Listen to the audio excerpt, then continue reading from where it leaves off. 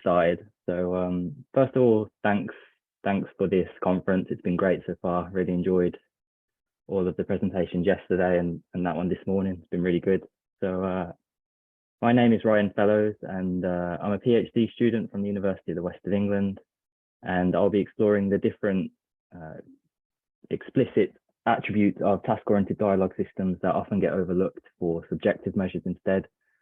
So this is based on a paper that I wrote with Hisham, Ihshaish, Steve Battle, Ciaran, Haines, Peter Mayhew, and J.Ignacio, Deza.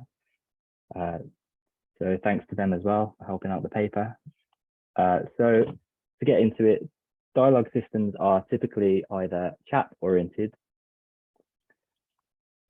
So chat-oriented dialogue systems have the objective of relaying contextually appropriate and stimulating responses, such as Mutsuku, as you can see here, which is a chatbot engine designed to be a virtual friend, and it responds to social cues. And AliceBot is also a classic chatbot that, if you've got any background within chatbots, you'll know it's kind of a classic chatbot that a lot of future chatbots have been built upon. It's heuristical pattern matching might seem primitive by today's standards, but many of the future chatbots actually built on a lot of the technology that was used in it. Or they can be task-oriented, which we will focus on in this presentation. And task-oriented dialogue systems are also known as transactional systems, and they have the objective of aiding a user in completing a tactile goal, so finding transport times, booking tickets, and customer support. So here are two examples on the screen now. We have the IKEA chatbot and we have the EasyJet chatbot. So with the IKEA chatbot, we can check order statuses and reschedule deliveries. And with the EasyJet chatbot, we can look at bookings and flight information.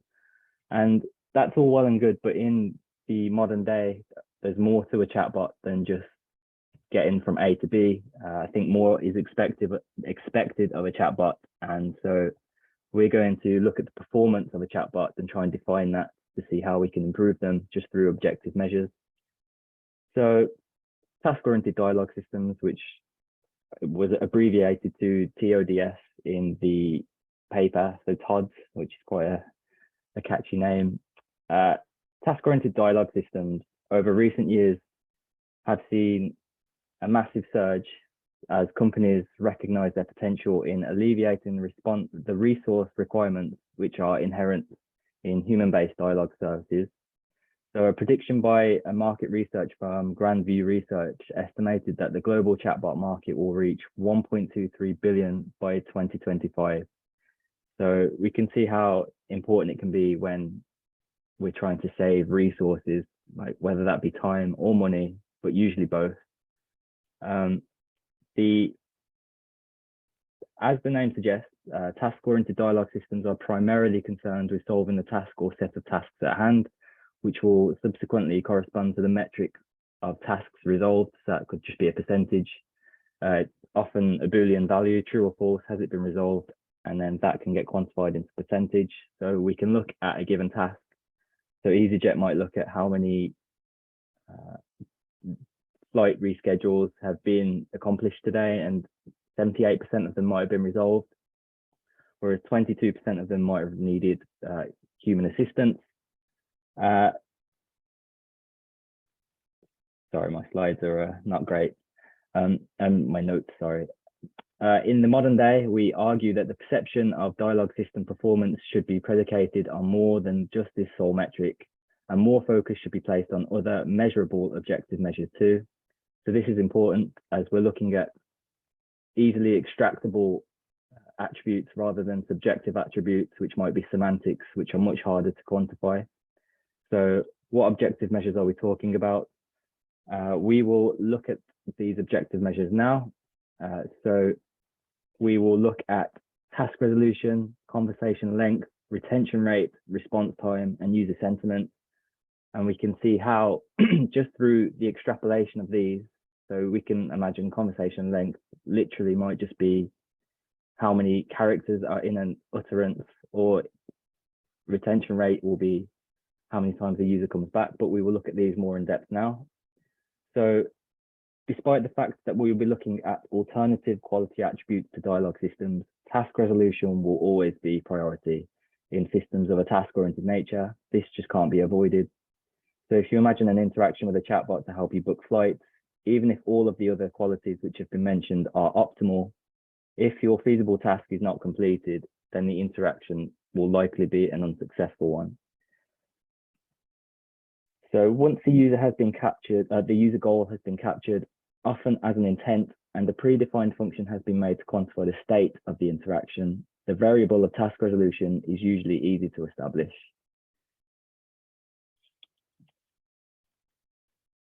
One difficulty within this nature, however, is quantifying when the state is complete and the task has been resolved. So often you will see prompts such as, is there anything else we can help you with, or have we resolved the issue? This is very intentional to just be 100% sure that the task has been resolved and we can essentially move on or end the interaction. The pie chart on the right-hand side here, this represents a real-world data set which is prevalent within the paper, and it represents the tickets from a university called the West of England. We will call this the ITS help desk throughout this presentation. And as you can see, 80% of the tickets which come through as emails within the system have been resolved, with 14% unresolved and 6% not available. So this data in itself is not too useful. It is a little bit useful, I suppose, but when looked at closer and in conjunction with other attributes, we can get more of a measure of the performance of a system. So to give you just a quick idea of what they look like, this is an example of the primary method showing how ITS datasets are resolved or not. As you can see, in this instance, it really comes down to the semantics. So if we compare this to an unresolved, we can see both have the issue has been closed, but there's no real measure to say which one has been resolved or unresolved, because it just comes down to the semantics. So this is an indication of how hard it can be to quantify without some sort of human interference or machine learning, a sophisticated machine learning algorithm to say when a thread has been resolved and when it has not. We can see when it's been closed, but that doesn't tell us whether it's been successful or not. So that just shows one of the difficulties with it. So this is a visualization of the breakdown of the topics within the ITS data set. So apologies, the text is so small, I'm not sure if you can fully see it, but the topics are account, hardware, mail, software and access, VLE and module. So VLE is just the online portals that they use. So within universities, it could be Blackboard or some other place to have everything that you need to get to as a student, basically. When these topics are broken down by a task resolution percentage, we get the metrics over here. So the hardware is the lowest with 62.5 and mail is the highest with 92%. And interestingly, when I asked 3 ITS employees to rank these topics in order of complexity, the order matched the order of their task resolution completion. So hardware was deemed the most complex by the experts, and that has the lowest task resolution percentage, and mail has the highest, which is 92, and that is the easiest to solve, apparently. Of course, this should be taken with a pinch of salt, because Wi-Fi obviously only has 4 instances in comparison to software and access, which has 114. So it is a slightly biased data set at the moment, but as these numbers increase, as the data set will continue to grow, which it will do over the next year, we will be able to see a bit more clearly about the complexity correlation with task resolution. So that brings us on to the next attribute, which is user sentiment. So I believe we are likely to know what sentiment analysis is, but we're most likely more used to seeing it used in conjunction with tweets and small bodies of text, often with opinions in it. So not so much in dialogue systems, which can be surprising because there is a lot of utility to use within user sentiment within dialogue systems. So it might not be the most accurate in the world. I mean, constant interactions coming at you, which might not have too much data within them for the user sentiment algorithm to really give a good metric back, but it can give us a really good overview, which is important. So we suggest that user sentiment does have a place within dialogue systems. So at least it can give us a perspective of how the interaction is going. And as mentioned, it might not be 100% accurate, but when you're looking at huge numbers of these interactions, it can give us a bit of a better perspective as long as it's been configured correctly. So I'll have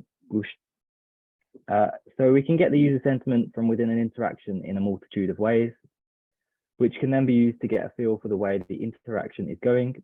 The use of the word feel is intentionally a bit broad because even if we get feedback that 90% of these interactions go pretty well, as opposed to pretty bad, that's one way to receive feedback without some form of survey.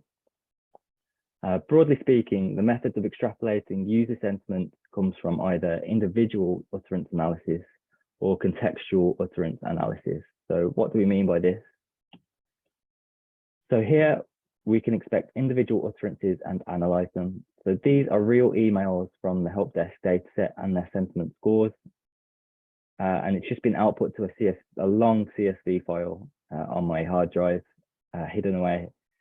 From this list, we can see which emails score very high and which emails score very low. So then we can individually inspect these. So I'm not expecting you to read these emails because they might be a little bit boring, but we can see when we look at one of the lowest scores in this list, minus 0.76, we can see a user that is clearly not happy about something. He or she says, I realize this probably isn't your fault, but to wait 7 days to tell me this is a little bit off. Can you understand why I might think this falls short of reasonable service? So he or she is clearly not happy here. But then if we inspect the 0.8 score, we just pick out the high score within this small list, even though I've got thousands of them, thousands and thousands of them to sift through. If we look at it, it says, that's fantastic. Thank you so much for your help. It's greatly appreciated.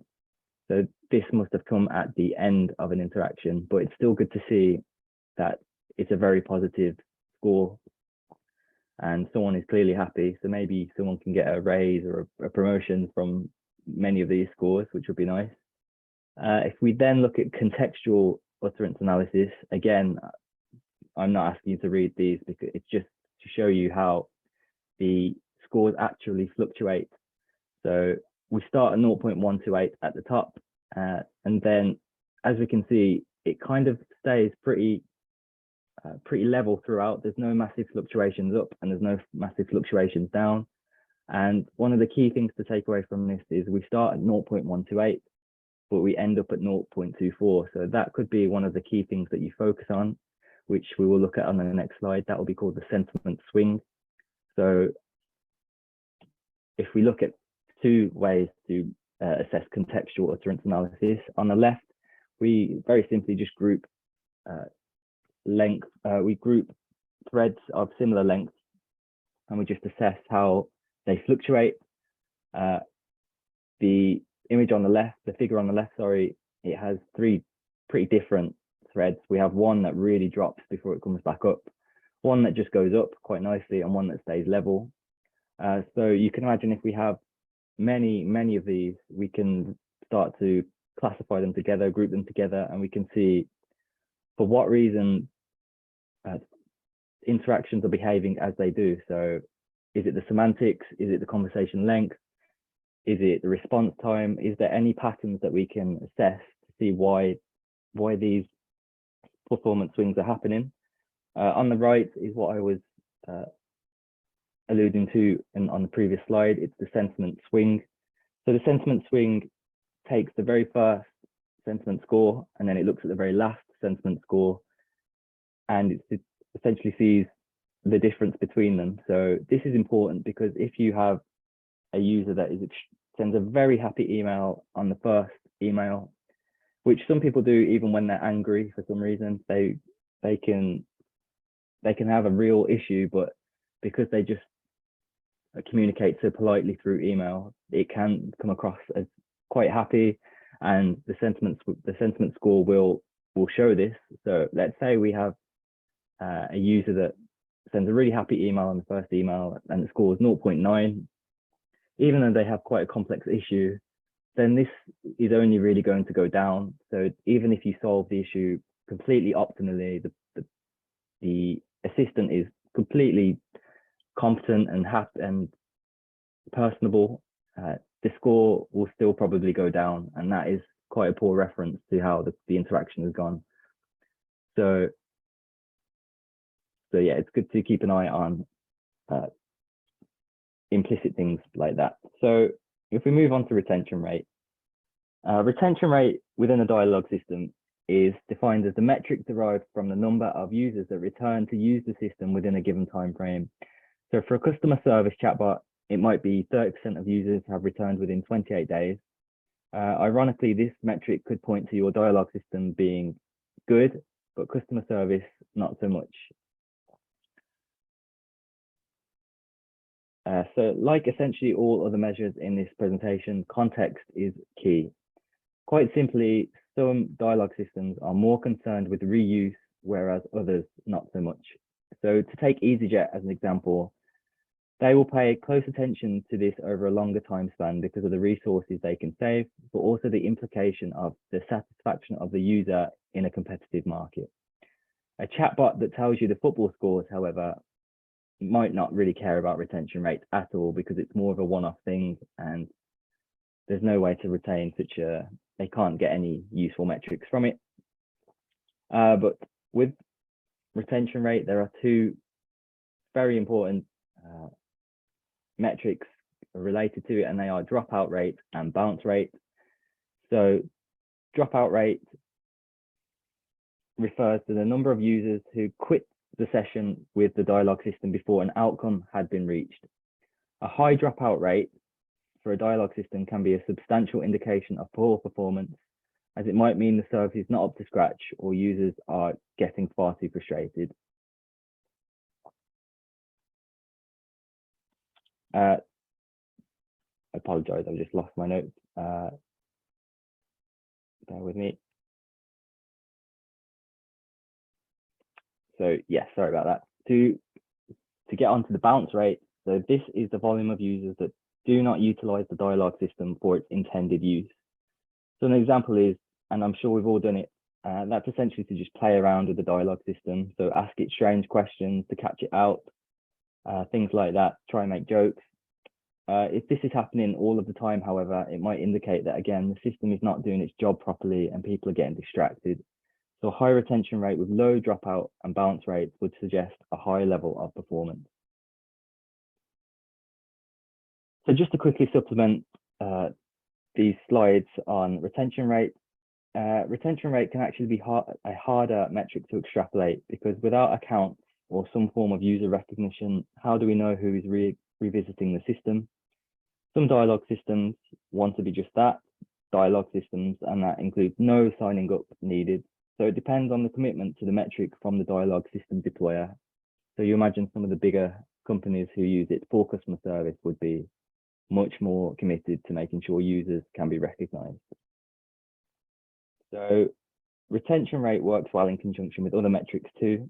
A high retention rate with a higher than average sentiment score is obviously a good thing. A lower retention rate when utterances are very long compared to a higher retention rate when utterances are short for the same topic might indicate a reason as to why the retention is lower. So experimentation and evaluation are key to figuring out the success of your dialogue system. And finally, on retention rate, as mentioned, retention rate is much more useful in some domains than others. So customer service, as opposed to simpler dialogue systems, such as those as an experimental nature. So that brings us on to response time. I think there's just a couple attributes left. So alternative studies on response time shift the focus from the desire for instant responses to adding more human-like delays. So Newark et al. Prioritized the feel of the conversation over speed of response, opting to calculate a timing mechanism based on the complexity of the response and complexity of the previous message as an interaction to increase the naturalness of the interaction. As a result of these dynamic delays, they showed an increase in both the perception of humanness and social presence, as well as a greater satisfaction with the overall dialogue interaction. A faster response time is not necessarily always better, but I'm sure you can see a little theme occurring here now. Optimal response time within a dialogue system is domain specific. So that can be proven here. So on the left, we can see Replica, which admittedly is not a task-oriented chatbot, but it does show the point, I think. There are some task-oriented dialogue systems that do have a heavy emphasis on the same thing. That's why I included it. But Replica relies on social responses to appear human. So instant responses from Replica, would feel completely machine-like and break the social illusion, whereas slightly delayed responses, depending on the complexity of the utterance and length of the response, would feel more human, which is important to some people and less to others. This is a very quick example of one that couldn't care less, to be fair, about response time. So 911 bot is a chatbot that allows you to describe an emergency situation. And because of the context of this, obviously any artificial delays would be very inappropriate. They just want as quick a response time as possible. So yeah, some dialogue systems just want instant replies no matter what, and then some try and be more human essentially, and so slightly delayed responses or just acting more human will be much more beneficial to those. So Dosovitsky et al. Argue that developers should strive to find a module length that enhances intervention fidelity without compromising engagement.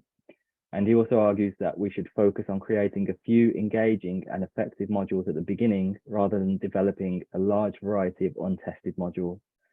So simply put, a system utterance length should be adaptive, changing relative to the stage of the conversation. Whereas Pregalinska, and I apologize if I've pronounced that wrong, et al., look at this objective measure from an industry perspective and encourage aiming for shorter conversations with simple structure in line with the notion of efficient service. So for example, banking chatbots are assumed to provide quick solutions such as sending and receiving money or checking a balance. So these are two differing opinions highlighting the subjective nature of even experts within the field.